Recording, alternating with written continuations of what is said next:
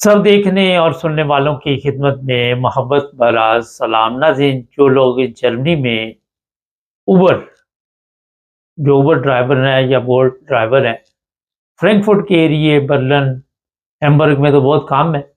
मगर इन इलाकों में जो लोग भी ये काम कर रहे थे, उनकी इन्फॉर्मेशन के लिए ये मैं प्रोग्राम कर रहा हूँ। होता ये था कि पहले उबर और दूसरी जो भी कंपनियाँ हैं, वो मुकम्मल जो डिटेल थी, वो फाइनेंस साहब को नहीं दे रही थी। और अब ये जनाब हुआ है कि पता चला है कि ऐसे लोग शामिल हैं जो बेनिफिट ले रहे हैं और बहुत कम उन्होंने पेपरों पे ये काम शो किया हुआ है। और दूसरी तरफ से कोई जॉब सेंटर से पैसे ले रहा है, कोई किसी और इदारे से पैसे ले रहा है। देखिए, अब ये पिकनिक ख़त्म होने वाली है। ये खबर तो हमारे पास चंद दिन पहले की थी, मगर क्योंकि प्रोग्राम इतने होते हैं और आज मैंने सोचा इस पे ज़रूर मैं प्रोग्राम करूँगा। तो अब हालात ये हैं कि इस वक़्त पहले तो उबर जो थी वो मान नहीं रही थी, लेकिन अब मुकम्मल जो भी लोग जितना भी काम करते हैं, उनकी इनकम क्या है? जैसे ही ये सारी डिटेल जो है वो जॉब सेंटर के पास भी जाएगी और फाइनेंस साउंड के पास भी जाएगी।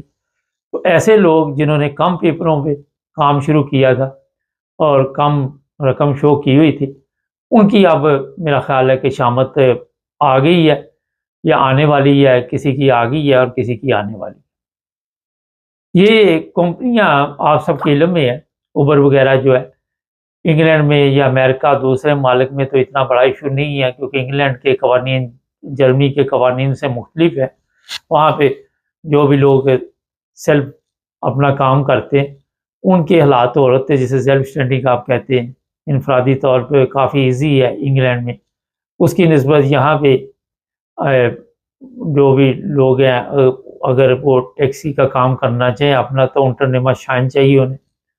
और फिर यहाँ पे फाइनेंस साहब बाकायदा तौर पर खुद निगरानी करता है, वहाँ भी है, मगर फिर भी लोग का काम है, थोड़ा ईज़ी है वहाँ पे। वहाँ भी जितने भी पैसे उबर वालों के होते हैं, वो बैंक अकाउंट में आते हैं। और जो इंग्लैंड है, उस के मुकाबले में यहाँ पे मुझे पता चला कि कैश भी दे जाती हैं सवारियाँ। और फिर यहाँ पे क्योंकि आप अगर आपके पास इंटरनेमा शाइन नहीं है, तो अपना मिनी कैब या टैक्सी आप नहीं बना सकते।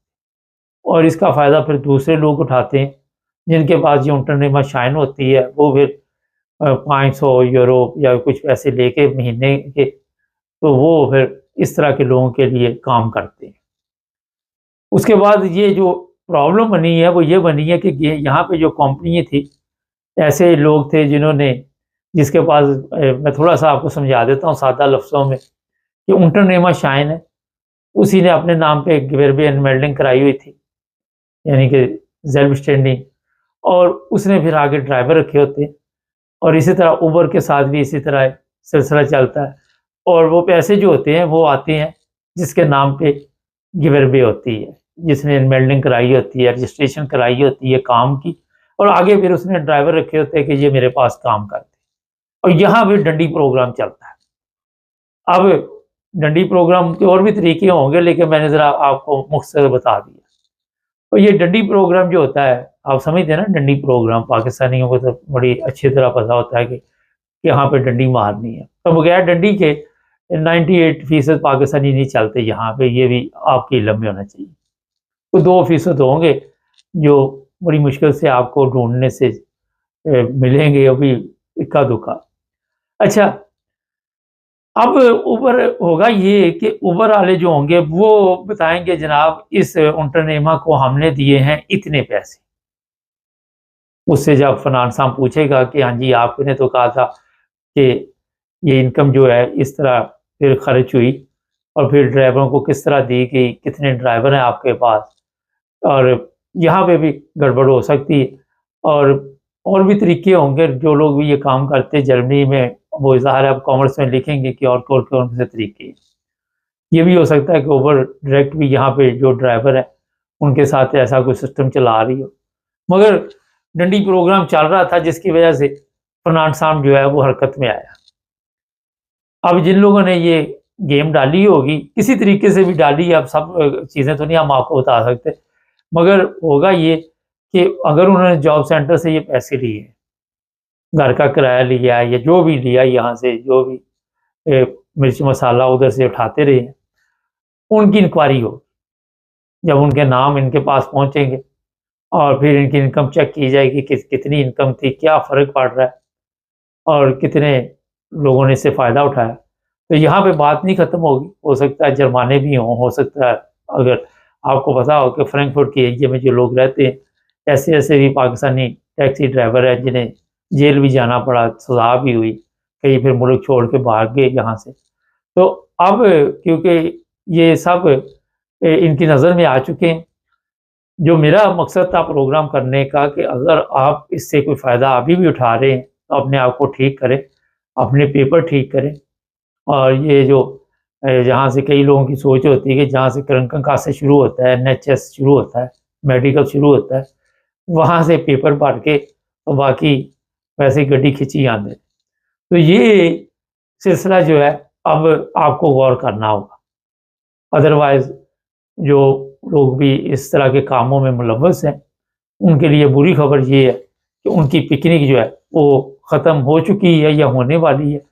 कई लोगों की इंक्वायरी शुरू हो चुकी है और बाकी भी होने वाली है।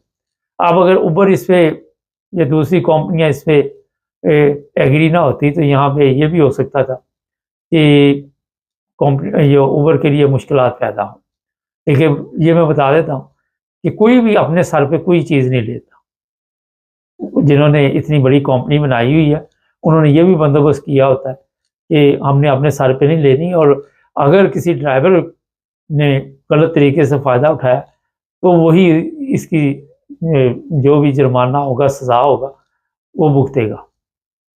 नाज़रीन, जैसे-जैसे यहाँ पे आपने देखा कि कारोबार के मसाइल भी हैं, सब कुछ है, लेकिन जो इंग्लैंड की निस्बत जर्मनी का फ़िनांस है, वो काफ़ी सख़त है और इनके टारगेट में जो आ जाता है, वो आप सबके इल्म में है कि वहाँ पे फिर उसके लिए कितनी मुश्किलात होती।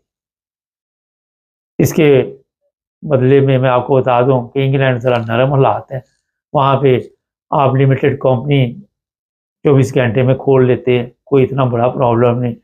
लेकिन यहाँ जर्मनी में लिमिटेड कंपनी खोलने GmbH इतनी आसान नहीं है और बाकायदा तौर पे अदालत से इसकी परमिशन आती है और फिर यहाँ पे आर्म्ड गिरिक से फिर ये कंपनी आपके नाम होती है। फिर कुछ रकम भी शो करनी पड़ती, 20-25 हज़ार यूरो बैंक अकाउंट में आपके होने चाहिए। लेकिन इंग्लैंड में आपके अकाउंट में कोई पैसे नहीं भी है तो कंपनी खुल जाती। मगर वहाँ भी थोड़ी सी चेंजिंग आ गई, पहले तो बड़ी आसान थी, अब वो पिक्चर वगैरह और पासपोर्ट और आईडी कार्ड की कॉपी वगैरह जो है वो बाकायदा तौर पर जो भी लोग कंपनियाँ खुलवाते हैं उनकी दी जाती है और जो अकाउंटेंट एस्ट्रिया ऑपरेटर है वो भी ज़ाहिर है जिस तरह ऊपर HMRC बताता है उसी तरह वो कंपनियाँ खोली जाती है। लेकिन उस अभी भी हालात काफ़ी बेहतर है। तो यहाँ पे जो लोग भी इस तरह का काम कर रहे हैं उबर का या किसी भी और कंपनी के साथ, वो अपनी इनकम को ठीक करें। इससे पहले कि आपकी इनकम जो है वो जॉब सेंटर या फाइनेंस हम ठीक करें और जब वो लोग करते हैं तो कोई भारी जुर्माने होते हैं, आपका रिकॉर्ड भी ख़राब हो जाता है। हो सकता है आपका बेनिफिट, आपका जॉब सेंटर जो है वो चाबी गंवा दे और जो भी मिर्च मसाला आप ले रहे हैं वो बंद कर दें कि आपने ये हेरा-फेरी की है, फ्रॉड किया। क्योंकि ये फ्रॉड के चक्कर में आ जाता है। जो लोग इंग्लैंड में रहते हैं उनके पता है कि कौंसल वाले कई दफ़ा उनकी इंक्वायरी डाल देते हैं कि जनाब आपने किराया गलत तरीके से लिया, ये किया, वो किया, तो बाकायदा तौर पर उस पर लिखा होता है कि फ्रॉड डिपार्टमेंट। तो यहाँ भी इसी तरह बेट्रूक आपने अगर किसी के साथ किया है, चाहे वो आपने किसी बीओडी के साथ किया है या किसी कंपनी के साथ किया है, तो वो भी फ्रॉड ही कहलाता है। तो अभी आप देखेंगे चंद दिन में काफ़ी तब्दीली आएगी। एक तो थोड़ी-सी इलेक्शन की वजह से ज़ाहिर है ये जो इलेक्शन कल है, उसकी वजह से जितने भी बेअमटे होते हैं, वो थोड़े मसरूफ़ होते हैं। यही लोग होते हैं जो वहाँ पे जाके ड्यूटी देते हैं, यही लोग होते हैं जो सर ख़्याल रखते हैं। लेकिन ये अपने काम से फिर भी गाफ़िल नहीं होते और वहीं से शुरू कर देते हैं जहाँ से गेम ख़त्म हुई होती है। ये नहीं होता कि जंप लगाकर ऊपर आ जाते हैं। तो जो भी फाइलें वगैरह चेक करते हैं। फिर अच्छी तरह आपने देखा होगा जर्मनी में, इंग्लैंड में पुलिस वाले किसी को रोक लेते हैं, चाहे किसी और गलती की वजह से रोकते हैं, मगर फिर उसकी अच्छी तरह इंक्वायरी करके फिर उसको छोड़ते हैं। तो एहतियात कीजिए, इसलिए कि अपना रिकॉर्ड ख़राब ना कीजिए। बेहतर ये है कि जो भी आपकी इनकम है वो बताइए, टैक्स देना चाहिए जितना भी बनता हो, क्योंकि इन ममालिक में अगर आप रहते हैं तो आपको वो तमाम सहूलतें मिलती हैं और ये टैक्स के पैसे से ही मिलती हैं। अगर आप टैक्स ना देते या ये लोग ना देते तो इस तरह की सड़कें, फिर वो पाकिस्तान में जैसा हावी होना था कि एक बारिश आई तो सब कुछ रुड़ गया। मगर यहाँ पे क्योंकि मुसलमानों ने सड़कें नहीं बनाई हुई, ये ज़्यादा क्रिश्चियन और दूसरे लोगों ने बनाई हुई हैं, तो काफ़ी देर तक कामयाब रहती हैं। ये मैंने वैसे ही आपको बता दिया, और चैनल को सब्सक्राइब कर लें, जुड़े।